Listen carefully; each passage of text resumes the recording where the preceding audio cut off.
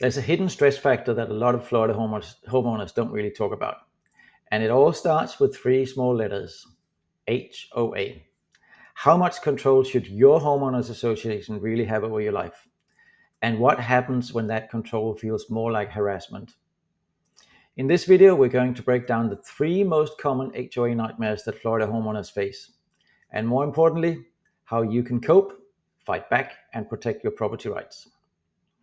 Stick around, because if you live in Florida or if you plan to buy here, what you learn in today's video might save you thousands of dollars and a whole lot of headaches.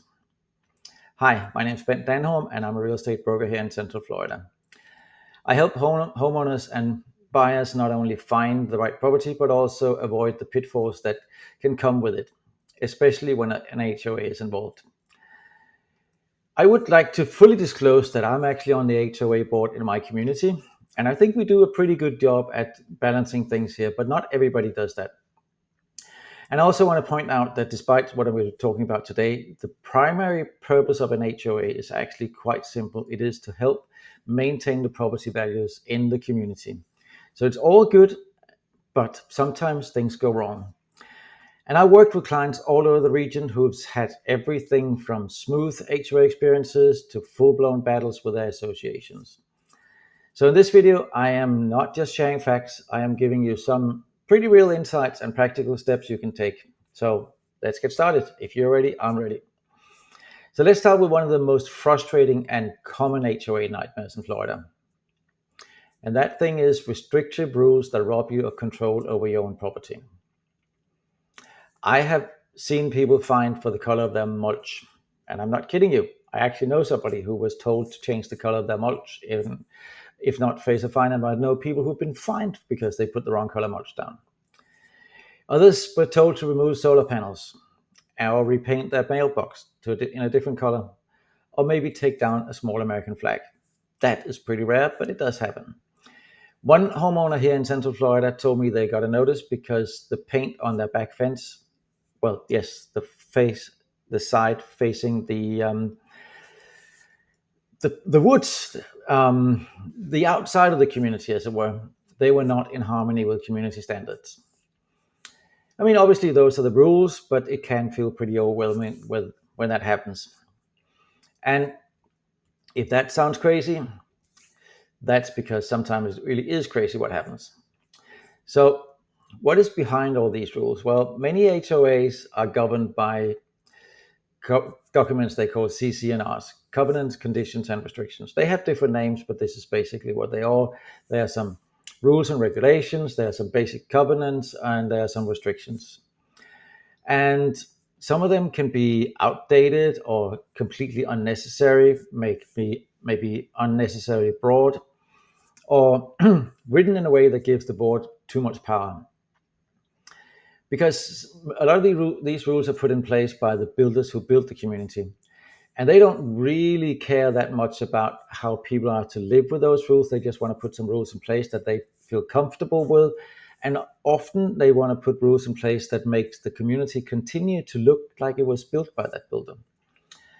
For example, some of the rules that we see is they ban specific plants or even Florida native landscaping. I get the rules that ban some non-Florida native landscaping if you want to maintain the ecosystem in the area.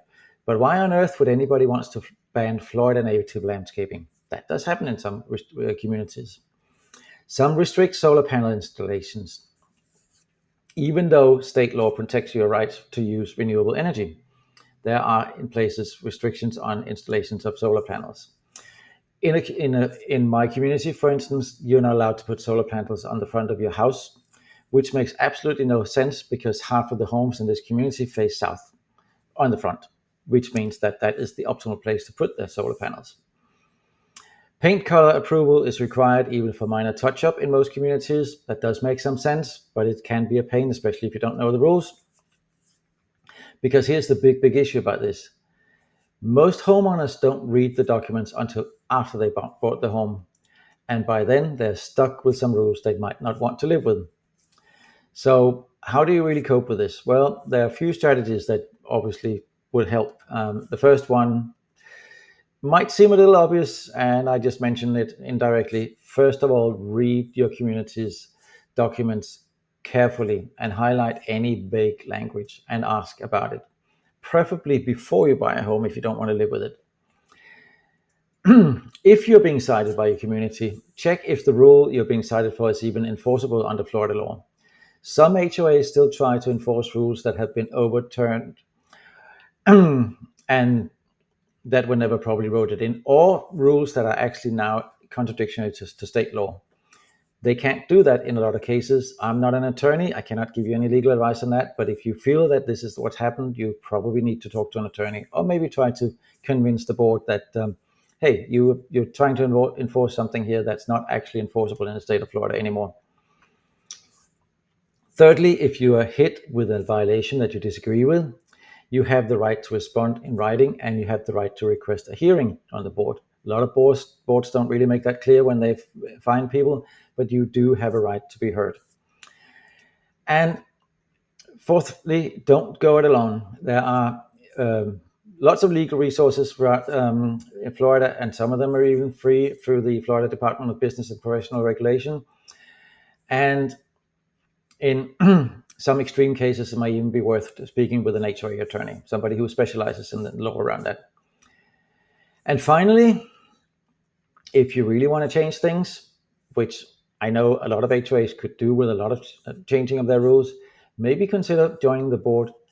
It's not glamorous, and it's definitely not paid. I speak from experience, and not that I want to get paid, but it is definitely not glamorous, and it's not a paid job. But if you're being inside the system, that might often be the most effective way to fix things. The second big nightmare that I hear people talk about is selective, or actually what feels like selective enforcement and lack of transparency. And this is a thing that makes people, homeowners in the community, feels pretty powerless and sometimes also a little bit paranoid. See, you mow your lawn a day late, if that's a rule in your community, and you get a warning letter. But your neighbor, they have 3-foot weeds, and they have a rusted patio furniture. They have old cars parked in the front yard, and not a peep from the HOA. If that sounds familiar, this is the kind of inconsistent enforcement that is one of the most infuriating parts of HOA life. And it happens more often than you think. I've had clients tell me their HOA threatened fines for tiny issues, like a potted plant being the wrong size and the wrong color and the wrong place, while they were ignoring serious violations by other residents. It shouldn't happen, but it does happen. So why does it happen? Well, we're all people, and we're all human beings, and it's still a fact in some communities the board plays favorites. In others, they simply don't have a consistent system for inspections. They don't inspect, so if nobody reports your neighbor and they don't do inspections, they might not even know about your neighbor.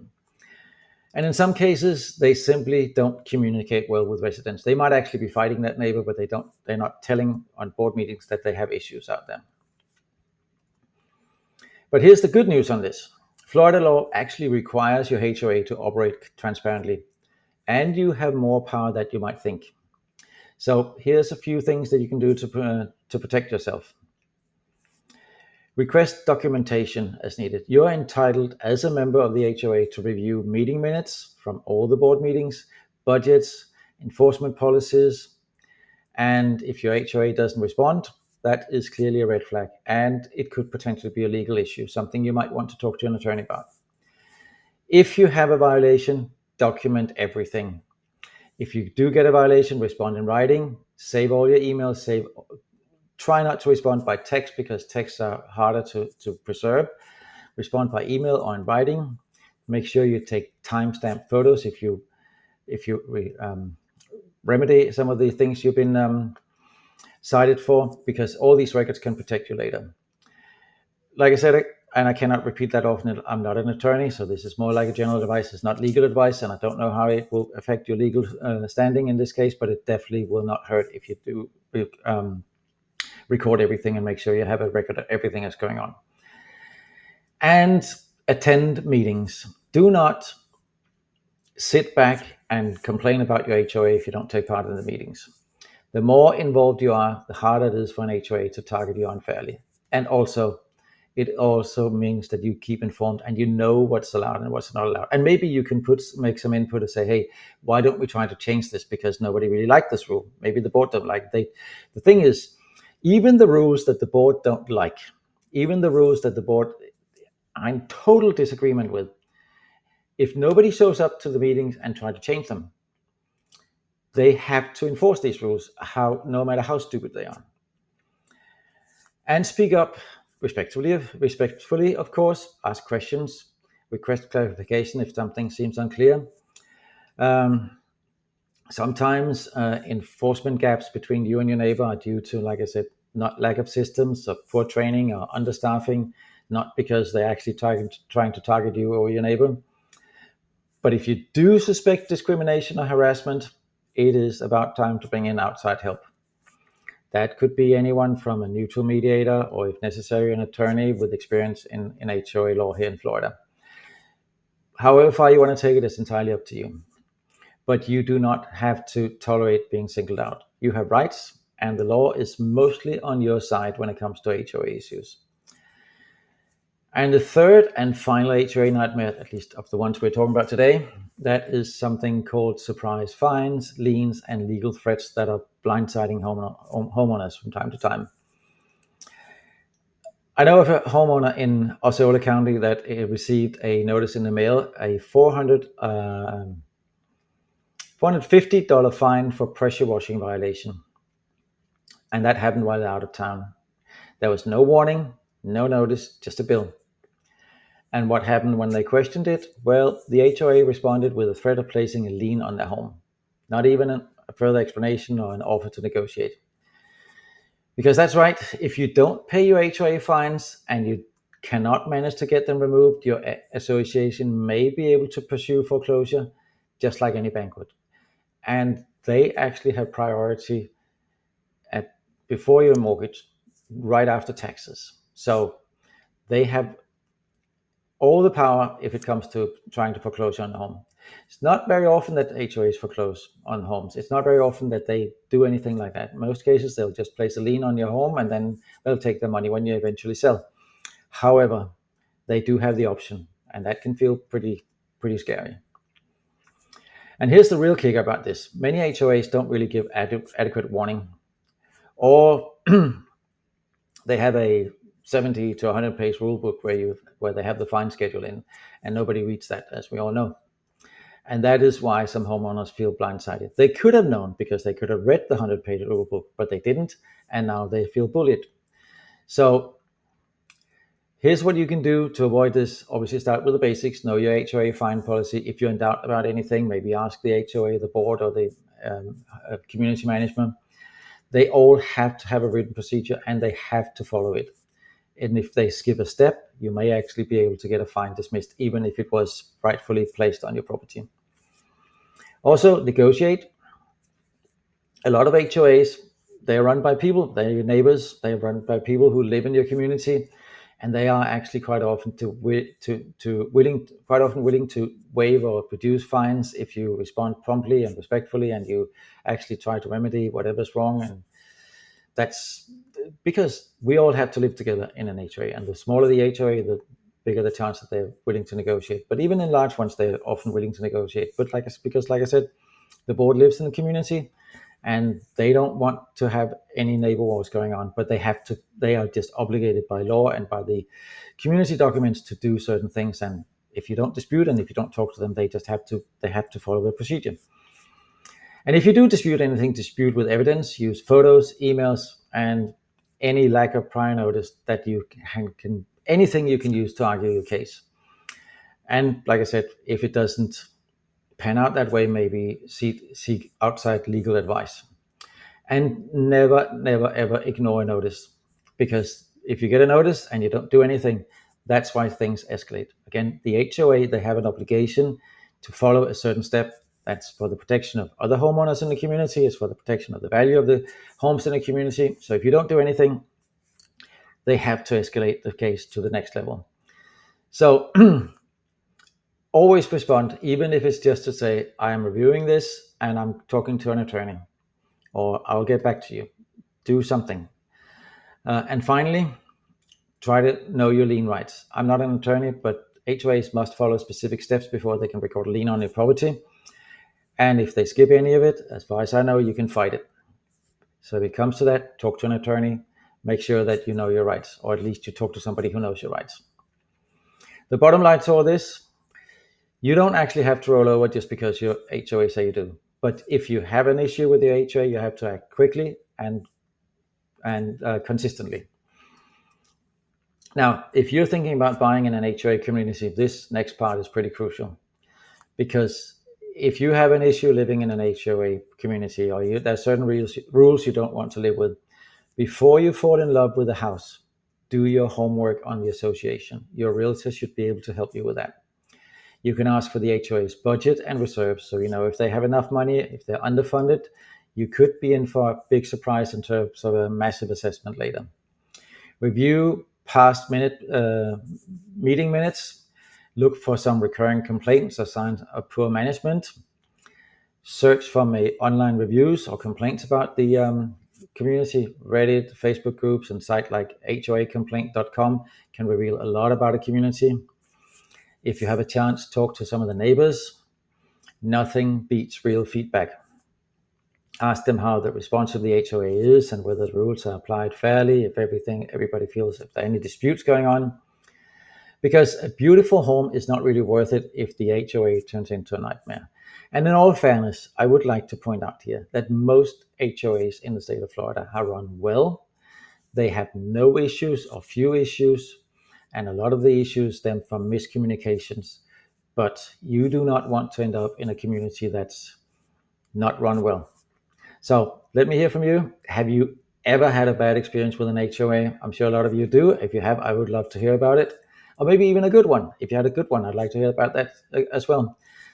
Do me a favor, drop your story in the comments below, and let's start a conversation about HOAs. I know it's something, if you're a homeowner in Florida and you live in a HOA community, that's something that really takes up a lot of your time. And by sharing your experiences, you never know who else might be helped by the story that you put out here. And if you found this helpful so far, well, if you can do me a personal favor, hit that like button and subscribe for more real estate insights, some more homeowner advice, and Florida focused updates.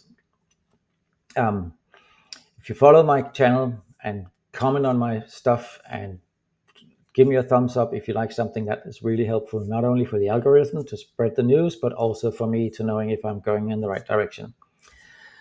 Also, if you're thinking of buying or selling a home in Florida and want some expert guidance, as the case may be, especially when it comes to navigating HOA issues, contact me today. I am always up for a chat. I can help you avoid the red flags, find the right fit, and protect your investment every step of the way. Thank you so much for watching.